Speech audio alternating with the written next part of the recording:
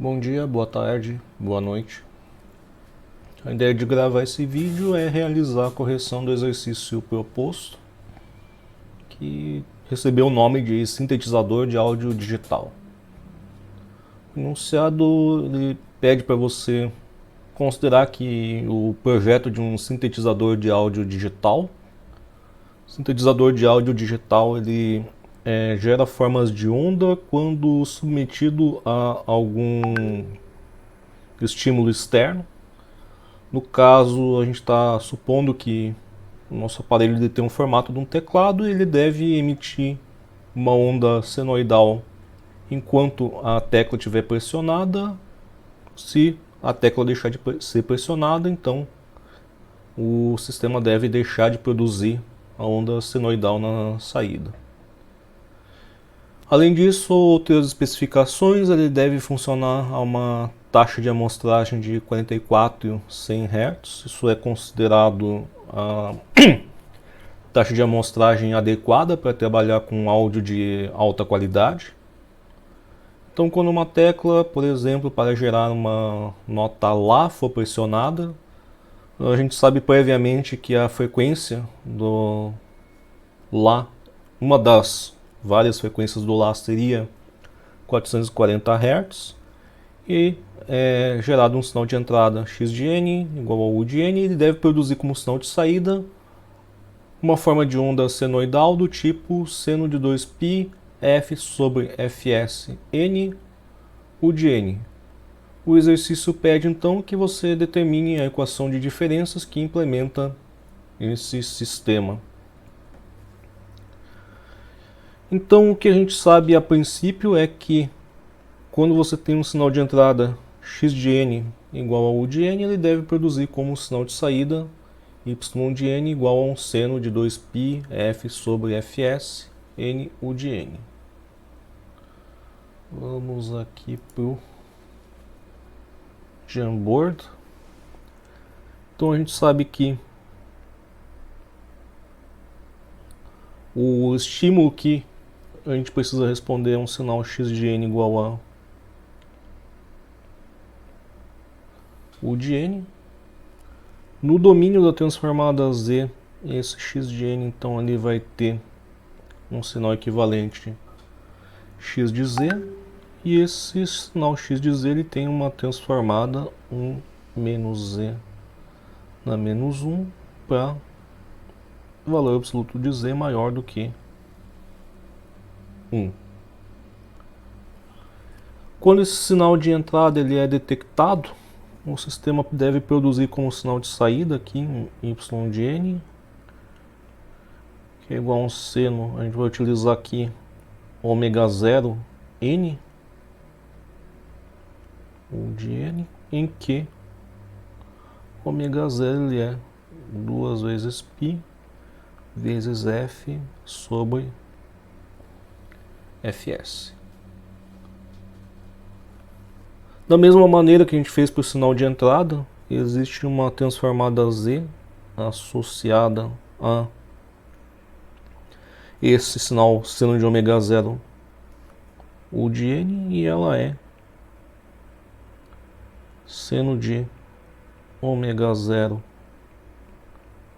z na menos 1 dividido por 1 menos 2 vezes cosseno de ômega 0 z na menos 1 mais z na menos 2. A gente sabe da propriedade de convolução da transformada z, que é esse sinal y de z, ele é produzido pelo sinal x de z, e o sistema tem como característica uma função de transferência que nada mais é do que a transformada z da resposta ao impulso desse sistema, representada por h de z. O processo que a gente tinha no domínio original, que seria uma convolução do sinal x de n com a resposta ao impulso h de n, no domínio da transformada z, essa operação de convolução ela se torna simplesmente uma multiplicação das transformadas dos dois sinais envolvidos na convolução, no caso x de z vezes h de z. O primeiro passo para a gente obter então a equação de diferenças que implementa esse sistema é a obtenção desse h de z. Isolando o h de z, a gente vai ter que ele é y de z sobre x de z, ou seja, ele é seno de ômega 0 z na menos 1 dividido por 1 menos 2 vezes cosseno de ômega 0 z na menos 1 mais z na menos 2, tudo isso dividido por 1 sobre 1 menos z na menos 1. Trabalhando aqui com razão entre duas frações, a gente pode transformar isso aqui em seno de ômega 0 z na menos 1 vezes 1 menos z na menos 1 dividido por 1 menos 2 vezes o cosseno de ômega 0 z na menos 1 mais z na menos 2. E o que a gente não pode perder de vista é que essa função de transferência ela vem nada mais do que da razão entre y de z por x de z, e portanto a gente pode fazer aqui esse produto cruzado que a gente vai encontrar informação bastante interessante.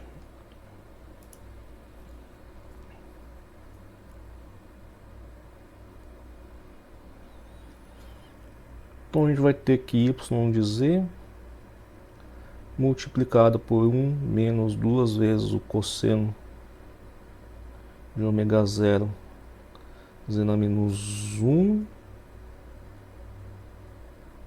mais z na menos 2 vai ser igual ao x de z multiplicado aqui pelo seno de ômega 0 z na menos 1, tudo isso vezes 1 menos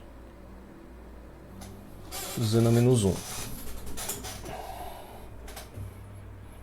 Bom, continuar manipulando um pouco essa equação, a gente chega aqui com y de z menos 2 vezes o cosseno de ômega 0 z na menos 1 y de z mais y de z z na menos 2. Tudo isso aqui vai ser igual a seno de ômega 0 z na menos 1 x de z menos seno de ômega 0 z na menos 2 x de z. Nesse ponto, o que a gente pode fazer é voltar essa equação para o domínio original, o domínio do tempo. Ou seja, a gente vai produzir alguma coisa que já vai estar numa forma parecida com a equação de diferenças. Então, fazendo a transformada z inversa,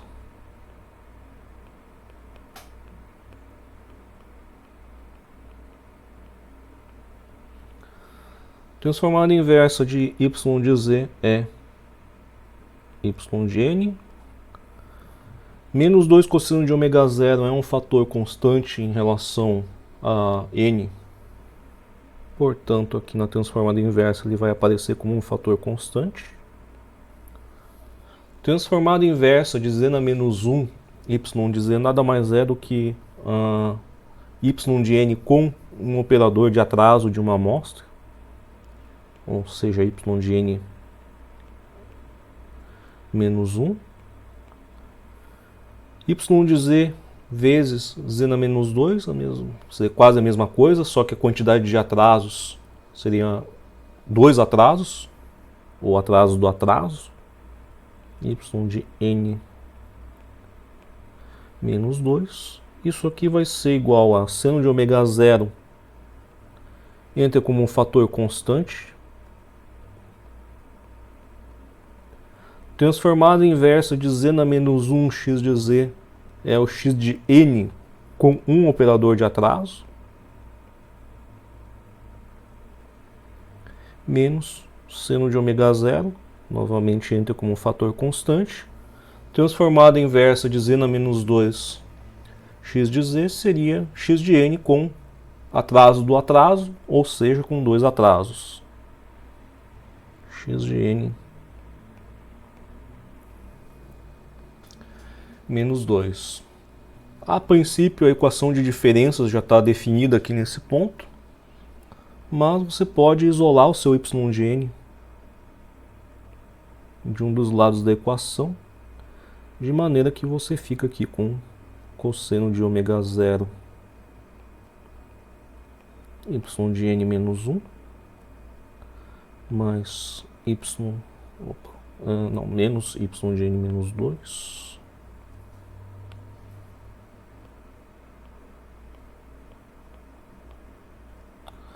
mais seno de ômega zero x de n menos 1 menos seno de ômega zero x de n menos 2.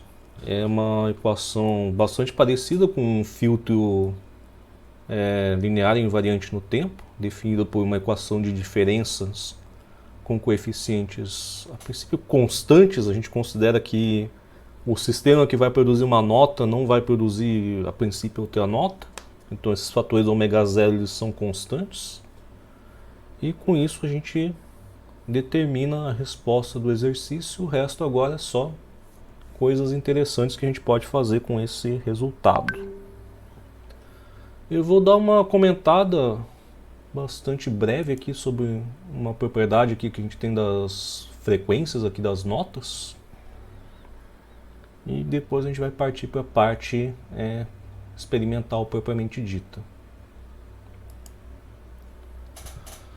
Se vocês observarem aqui o teclado de um piano, na verdade só tem a figura, não tem um teclado aqui para utilizar de verdade. O Dó seria a nota que está localizada mais ou menos aqui. Ele é meio que identificado pelas duas notas pretas aqui que eu chamo. E o próximo Dó ele é novamente identificado aqui pela mesma posição, imediatamente à esquerda das duas notas pretas.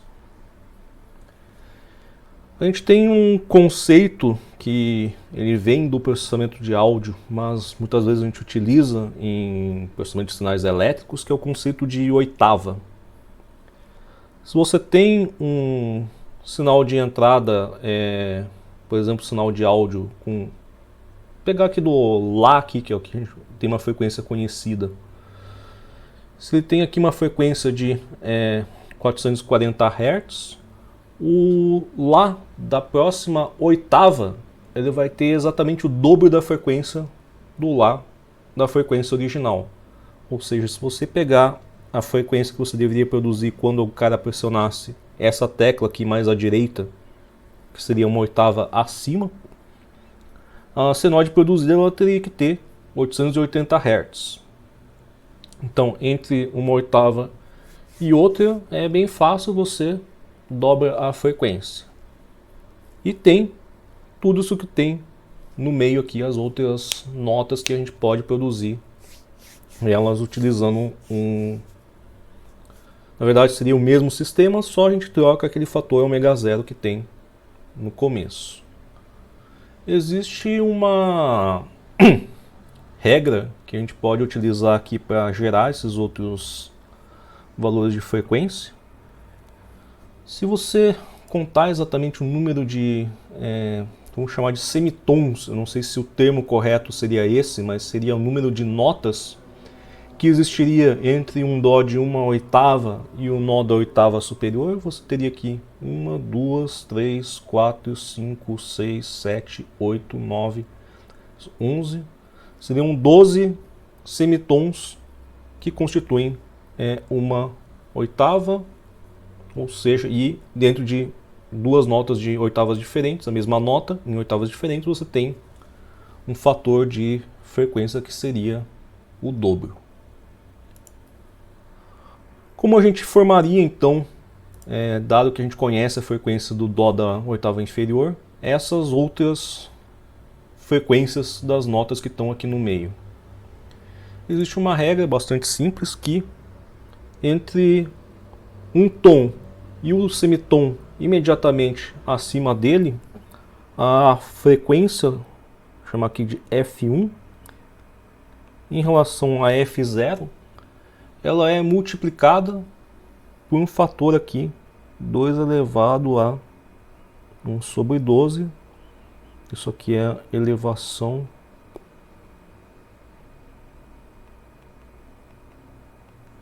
de frequência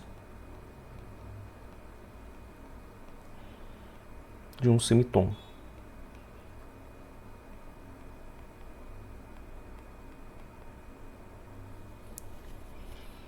Então a gente viu que existiam 12 semitons dentro de uma oitava. Se você subir 12 semitons, que seria equivalente a uma oitava, você multiplicaria por 2 elevado a 1/12 elevado a 12, que chegaria ao dobro da frequência. Se você quisesse, por exemplo, você conhecesse a frequência do Dó, você quisesse produzir a frequência do Ré, existe 2 semitons, ou um tom entre o Dó e o Ré, e portanto aqui a frequência do Ré, que a gente vai chamar de F2, ela seria a frequência do Dó multiplicada por 2 elevado a 2/12, ou F0 vezes 2 elevado a 1/6. Isso seria quanto você elevaria de frequência para elevar a nota em um tom.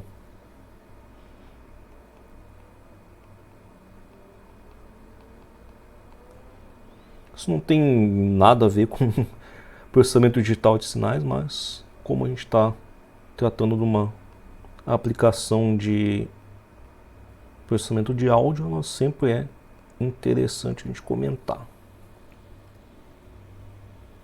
Então, caso algum dia vocês queiram produzir efetivamente aqui um sintetizador digital, vocês conseguiriam produzir todas as notas possíveis, tendo uma única nota como referência, que é, por exemplo, seja lá em 440 Hz, 880, o de 220 Hz, 110 Hz, que se não me engano é o Lá da corda do violão, se não me engano é a segunda mais grave das cordas do violão, é afinada num Lá em 110 Hz, e baseado nessa regrinha aqui você conseguiria produzir todas as notas do seu sintetizador.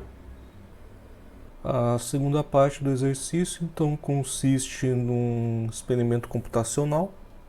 Ele como a gente encontrou várias vezes, ele é opcional, mas ele talvez seja a parte mais interessante do exercício no final das contas.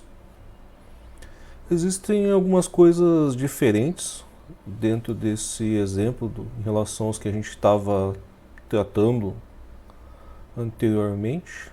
Deixa eu só rodar ele.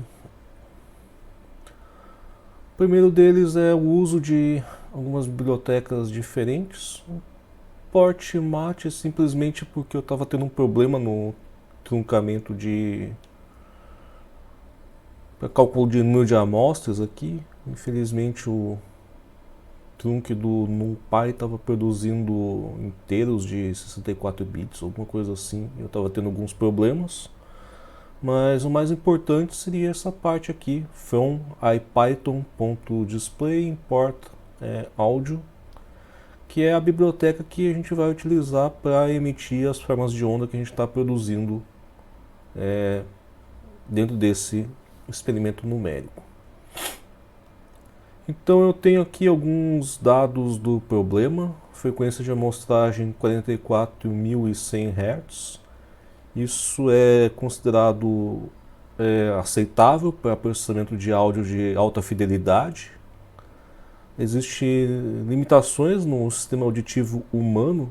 O humano médio ele não é capaz de escutar frequências abaixo de 20 Hz, nem superiores a 22 kHz. Supondo que 22 kHz ele é a frequência mais alta que um humano normal costuma escutar, 44.100 é uma frequência de amostragem adequada para a amostragem de áudio de altíssima qualidade. Inicialmente o exercício ele pedia para produzir um tom na frequência do tom Lá, ou seja, em 440 Hz. Muito embora, se vocês forem procurar historicamente, essa frequência do Lá ela já foi 432, se não me engano, alguma coisa um pouquinho mais baixa. E inicialmente a gente vai produzir, na verdade são 3 intervalos de 1,5 segundos. Bom, dentro do exercício, o sistema ele foi projetado para responder a um sinal do tipo distribuição de Heaviside discreta. Isso está servindo para simular, digamos que você tem um sensor de pressão dentro do teclado, e sempre que a pressão sobre uma tecla ela exceder um certo limite, você produziria, por exemplo, um sinal alto. Então aquele sinal do tipo distribuição de Heaviside ele serve para simular uma pessoa pressionando aquela tecla por um longo período de tempo suficiente para... na verdade existem pianistas muito rápidos, mas existe um limite razoável assim, de velocidade com que ele vai pressionar uma tecla. Enquanto ele estiver com aquela tecla pressionada, o sensor vai estar em nível alto e o sistema deve responder emitindo uma nota no tom desejado pelo instrumentista que está utilizando o nosso sistema. Então inicialmente a gente tem um valor aqui ômega 0 que a gente utilizou ali na transformada na transformada Z, e aqui estão a determinação dos coeficientes do filtro. Os coeficientes desse filtro eles foram determinados aqui na parte conceitual da solução do problema.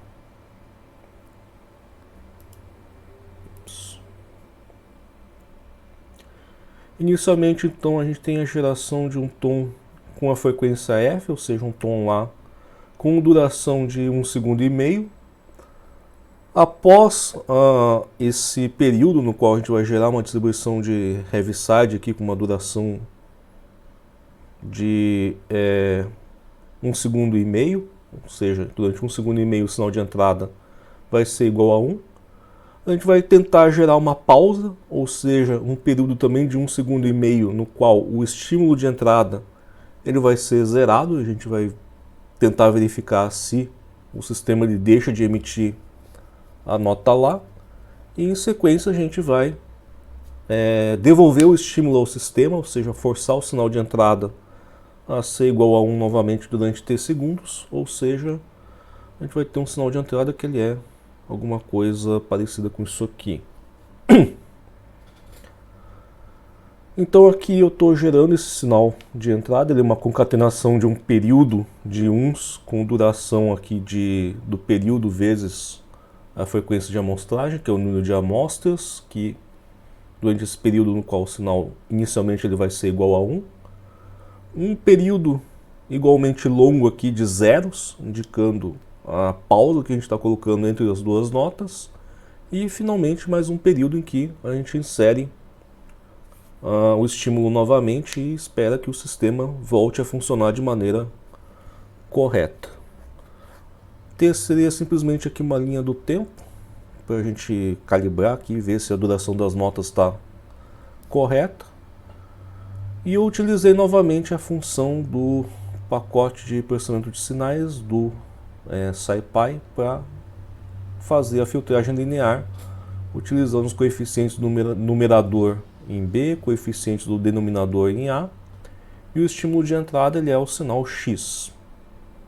Aqui eu tenho mais umas linhas de código que servem somente para exibição do gráfico, e o resultado que eu vejo aqui é isso aqui. Algumas coisas podem ser verificadas. Eu vejo que o sistema está produzindo algum sinal de saída aqui entre -1 e 1. Pela figura eu não sei exatamente qual que é o sinal de saída produzido. E mais ou menos aqui, após 1,5 segundos, que começa aqui a pausa. E eu percebo que aqui existe um período aqui de 1,5 segundos entre as duas notas, no qual o sistema ele não está respondendo com a geração de uma nota, o que é bastante desejável para o funcionamento do sistema. Após 1,5 segundos eu verifico que o sistema voltou aqui a produzir saídas de potência significativa. Entretanto, eu não sei se a saída que está sendo produzida aqui nesses dois períodos ela tem o formato desejado de um sinal senoidal, e eu também não sei exatamente qual que é a frequência do sinal produzido. Então, para verificar qual é o formato do sinal produzido, eu vou fazer uma operação seria dar um zoom no gráfico, mas outra maneira de fazer isso seria um outro plot, somente com as 140 primeiras amostras desse sinal de saída. Então aqui, quando você plota simplesmente as 140 primeiras amostras desse sinal de saída, você percebe aqui que a forma de onda está acompanhando mais ou menos o esperado, que é uma forma de onda do tipo senoidal. Bom, o período da onda está aqui acima de 20, acima de 2 milissegundos, abaixo de 2,5 milissegundos. Se a gente pegar o recíproco disso, isso deve estar próximo dos 440 Hz, que é a frequência da onda de entrada. Então, a princípio, o sinal de entrada, aliás, o sinal de saída produzido devido a esses estímulos de entrada, ele está adequado com as especificações do projeto. Como eu comentei inicialmente, a gente está utilizando algumas bibliotecas novas aqui, são exatamente para emitir no seu dispositivo de áudio padrão som equivalente às formas de onda que a gente está produzindo aqui durante exercício, e eu posso, ao final de tudo isso, emitir a forma de onda equivalente a esse gráfico aqui.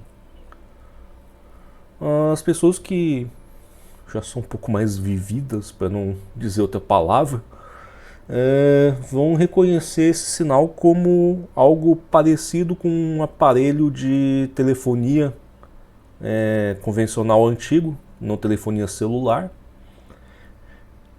Quando você tirava o telefone do gancho, ele, quando não estava efetivamente transmitindo uma conversa, ele produzia uma série de tons diferentes. Dependendo do tom, você sabia se o telefone estava ocupado, se o telefone estava em espera para outra pessoa, para a pessoa no outro lado da linha atender o telefone, se a linha estava simplesmente livre, sem ter uma ligação. E quem já utilizou telefonia convencional vai reconhecer esse tom como algo parecido com aquele tom de espera, quando você está aguardando que a pessoa do outro lado da linha ela atenda uma ligação. Então eu vou emitir aqui o som.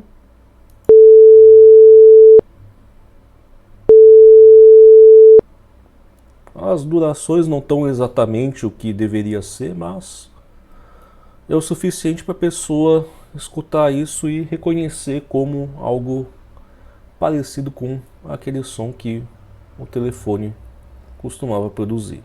Prosseguindo com os experimentos numéricos que a gente consegue fazer com o sistema projetado, uma coisa que a gente observa é que é muito fácil a gente produzir outros tons utilizando o sistema que a gente determinou aqui conceitualmente.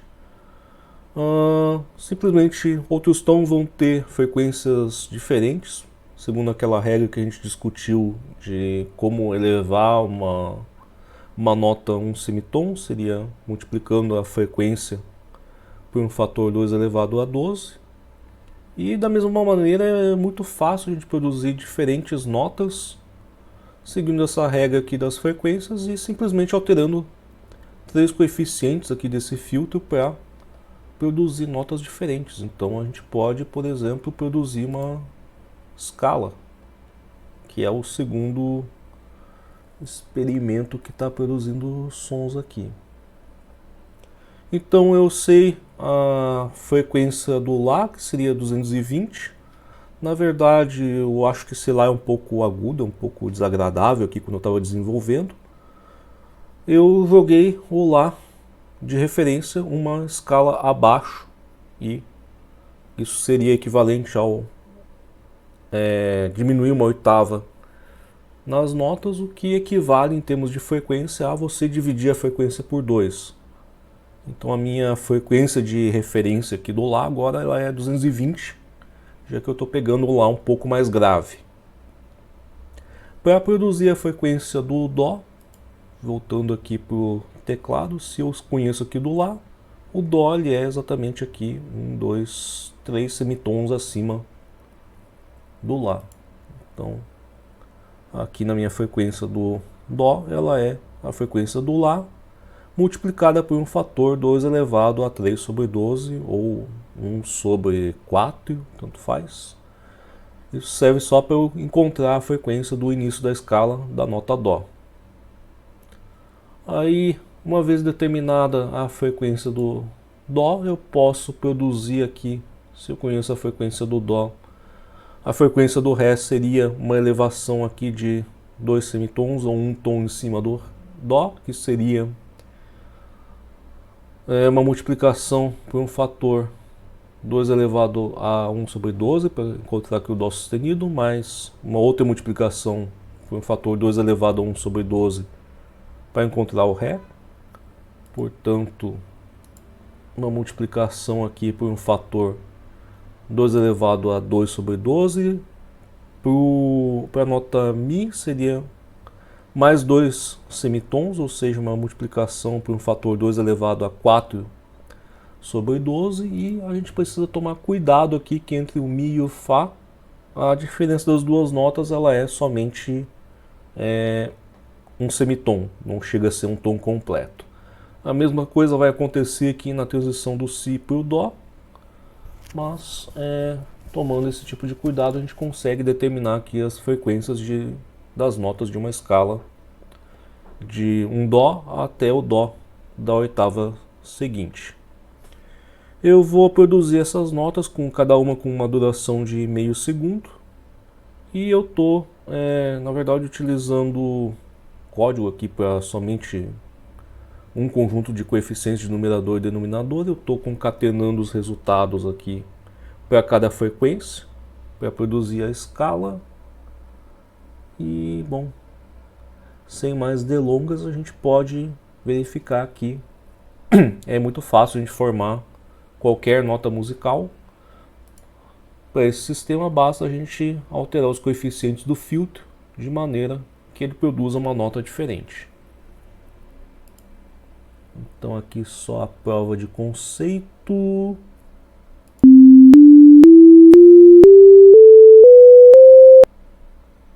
O próximo experimento, ele também é uma consequência da gente observar que é fácil a gente produzir notas diferentes utilizando aquele sistema, mas ao invés de tocar uma nota de cada vez e formar aqui uma sequência no tempo, a gente pode, ao contrário, emitir mais de uma nota ao mesmo tempo para produzir um acorde ou uma harmonia. Isso em geral é bastante notável. Não sei se algum de vocês participa de coral ou grupo vocal, mas bom, as pessoas elas têm diferentes alcances de frequências que a voz consegue produzir. Dependendo da sua frequência, você vai participar de um coral, dependendo, sei lá, tenor, barítono, etc. E em geral, esses papéis dentro de um coral eles não emitem necessariamente as mesmas notas, mas sim notas diferentes. E existem certas combinações que elas são esteticamente agradáveis. Então, em música, muitas vezes você consegue combinar essas notas de maneira que seja esteticamente agradável. Isso seria uma harmonia. Não que, digamos, pedaços de música desarmônicos sejam esteticamente ruins. Muitas vezes eles são até mais interessantes do que aquela melodia muito manjadinha. Então aqui nesse experimento, o que a gente vai tentar produzir é um acorde de Dó maior. Provavelmente quem tentou aprender algum instrumento é um dos primeiros que a gente chama de acordes, que são combinações de notas que você vai aprender a produzir. O acorde de Dó maior ele é produzido então pela vamos dizer, emissão simultânea aqui de um Dó com um Mi e um Sol, que são as notas que compõem esse acorde. Muito embora muitas vezes, por praticidade ou por soar melhor, você pode, por exemplo, combinar um Sol mais grave com um Dó e um Mi aqui, por exemplo. Isso também teria uma harmonia. Então, para isso a gente vai processar o som como se ele estivesse passando simultaneamente aqui por 3 filtros e produzindo sinal de saída. Aqui no caso a gente vai precisar processar eles serialmente. Provavelmente o Google Colab ele tem recursos de processamento simultâneo, mas eu não sou um especialista em geração de código nem no Google Colab. Então a gente tem 3 notas, a gente precisa do Dó. A frequência do Dó a gente já determinou anteriormente, mas está repetido aqui. A gente poderia até pegar mais grave ou mais agudo, tanto faz. O Mi ele seria 4 semitons acima do Dó, portanto a gente pega a frequência do Dó e multiplica por um fator 2 elevado a 4 sobre 12, e o Sol estaria 7 semitons acima. Então ele teria uma frequência do Dó multiplicada por um fator 2 elevado a 7 sobre 12. Então eu estou gerando aqui um estímulo de 2 segundos para verificar o que esse sistema vai produzir, se o acorde está correto. E eu tenho um sinal de saída aqui chamado de C-Maj, que indica Dó maior em notação de notas por letras.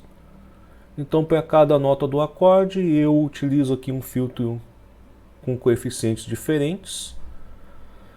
E no final, ao invés de concatenar, igual no exemplo anterior, eu estou somando os sinais de saída como se fossem 3 notas emitidas simultaneamente.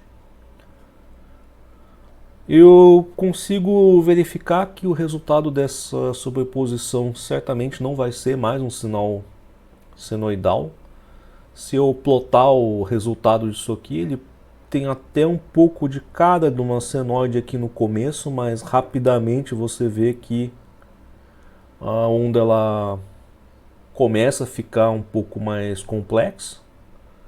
E se você emitir esse áudio, existe um problema que o som senoidal ele não é muito agradável, pelo menos para mim. Mas vocês vão conseguir perceber que a combinação dessas três notas ela é harmoniosa, eu espero.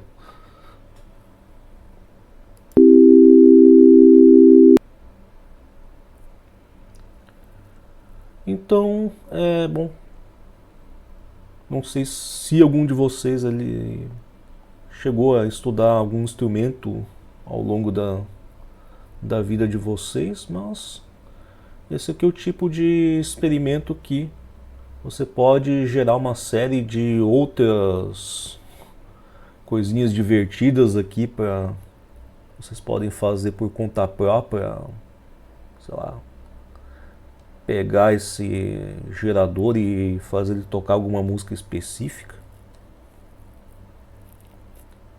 ou o que quer que vocês queiram fazer. Para não falarem que eu estava contando lorota, eu tenho um exemplo aqui de harmonia vocal. Bom, vocês vão perceber que existem dois cantores. Eles estão cantando textualmente, eles estão cantando a mesma palavra, mas vocês conseguem perceber pelo áudio que cada um está cantando numa frequência fundamental diferente. E isso soa de alguma maneira agradável. Eu nunca tive intenção de monetizar esses vídeos que eu estou postando, então caso a banda queira pedir os direitos autorais, eu não sou contrário. Bom, sem mais delongas, observem que existem dois cantores, cada um está cantando numa frequência diferente e, de certa maneira, o resultado é agradável.